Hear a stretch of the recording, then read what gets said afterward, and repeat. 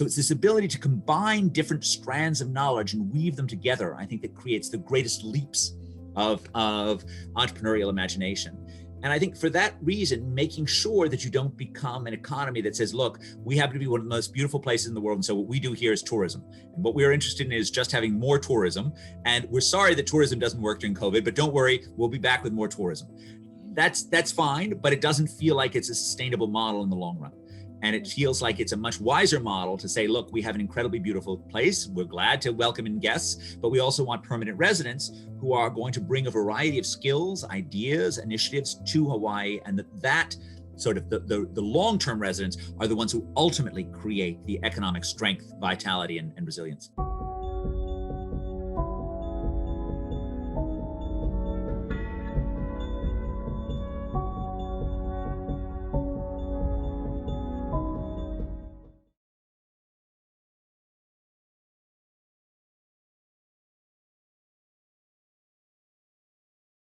Let me start with a picture of America, and this includes all of America's counties, and I have sorted them on the basis of their population density levels, because at their hearts, cities are the absence of space between people. Cities are density, proximity, closeness. And what the blue line shows is the relationship between per capita income and density across America's counties. Each one of those dots represents approximately 1/10 of America's counties, or 300 or so. And what you can see in this sharply rising line is that the densest 10th of America's counties have incomes that are on average 50% higher than the least dense half of America's counties. This is something economists call agglomeration economies. It reflects the fact that we become more productive when we are surrounded by other people. There is a lengthy economics literature of trying to understand and unpack those effects, understanding the extent to which it's people who have more education perhaps living in cities, or firms that are more productive locating in cities. But I think it's fair to say that the literature has congealed on the view that there really is a treatment effect, if you will. There really is a sort of magic of density, which actually makes us more productive, essentially by reducing the transportation costs for goods, because it makes it easier to ship goods. That's much less important today than it was in the 19th century. For people, so it just becomes a lot easier to buy services, to buy business services, to interact with people, and of course for ideas. And we think much of what is most important about cities in the 21st century is the fact that they are places where people get smart by being around other smart people. And that, I think, is a significant part of the answer to your puzzle. 40 years ago, Alvin Toffler wrote in his book, The Third Wave, about how in a sort of post-industrial computer age, all this electronic technology would make face-to-face interactions, and the cities that enable those interactions largely obsolete, right? The opposite has happened. And I think what's happened is that what globalization and new technologies have done is they've radically increased the returns to being innovative, to being smart, to being inventive. And we are a social species that gets smart by being around other smart people. The more complicated an idea is, the easier it is for that idea to get lost in translation. And that's why face-to-face contact remains so valuable. Of course, it's also fun. And I think for many of us, even though we can have a Zoom webinar where we connect with each other, and I think even there, sadly, there is information content that's lost. But I think the biggest thing that's lost is just the fun of being next to, in the same room with one another. The top line shows the relationship between population change and density levels. And this shows the way in which Toffler was wrong, that far from people emptying out of dense areas, people crowded in. So whereas Americans at the start of the 19th century left their dense enclaves on the eastern seaboard to populate the empty spaces between the oceans and the continental 48, at the start of the 21st century, instead of spreading out, we're clustering in.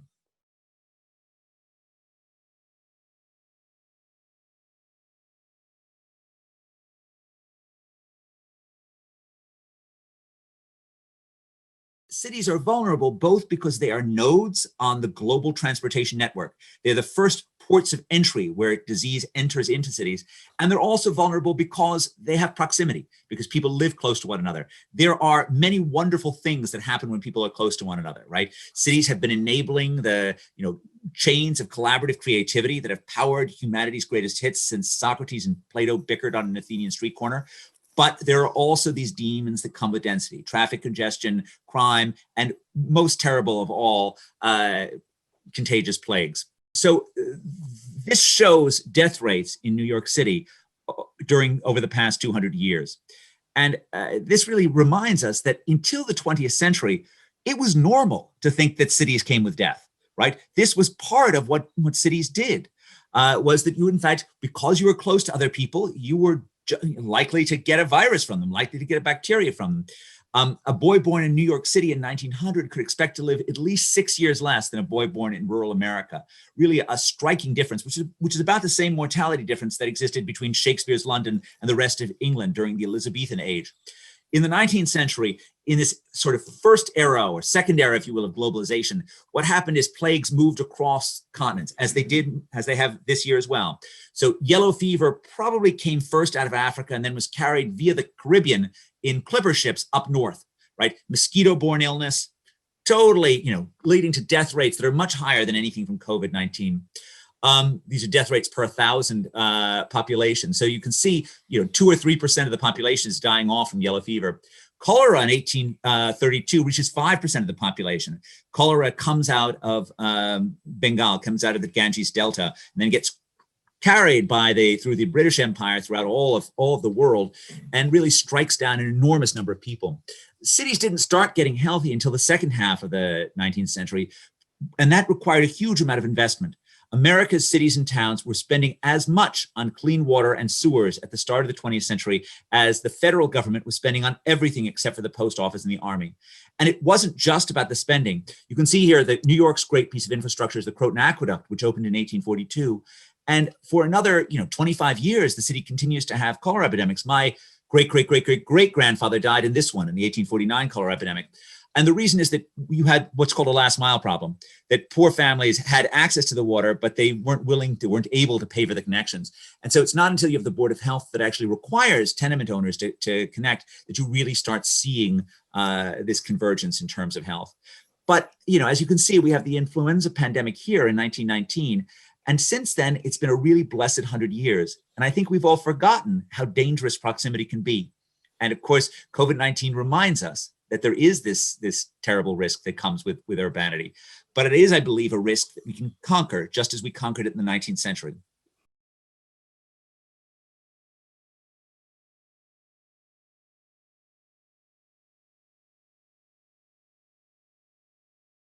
There's a very different attitude towards this risk among the young and the old. And we've seen this very much in behaviors as economies have tried to open up. Often younger Americans have rushed back. They've rushed back into cities, they've rushed back into bars, they've rushed back into restaurants, sometimes for good or sometimes for ill.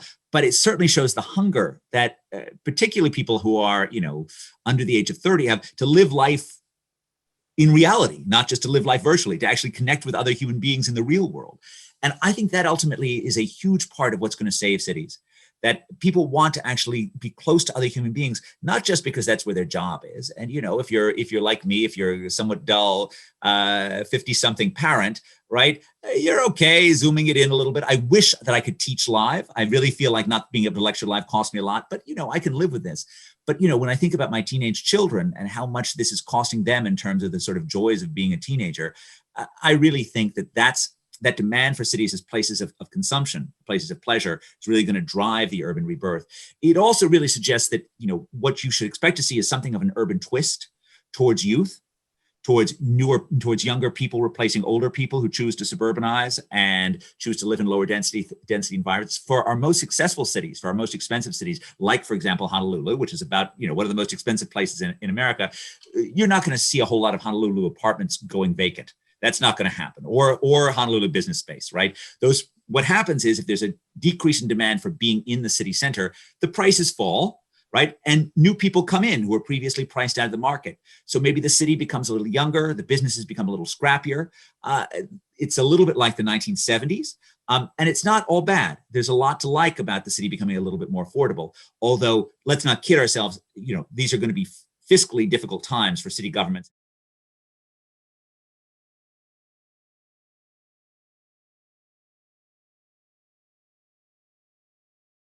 The basic mantra for economic development in the 21st century is to attract and train smart people and then get out of their way.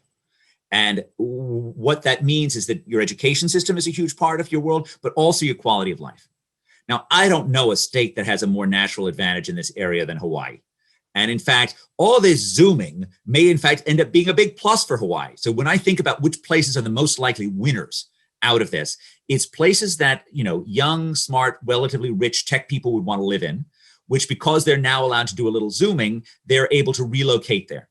Now, that sounds like, I often think about it in terms of the boulders and the veils of this world, but that also sounds to me like Hawaii. And, to the extent to which you can think about the state, you can think about the area as being a place where you're going to try and attract tech talent to actually locate there. Now that we feel more confident using these electronic tools going long distance, I think that's by far the most natural way to think about diversification. Now, there are certain things that make things challenging, right? The fact that at least pre-COVID-19, it's an incredibly expensive place to live. And yet the way that we know to create affordability is to build more housing, to build more space.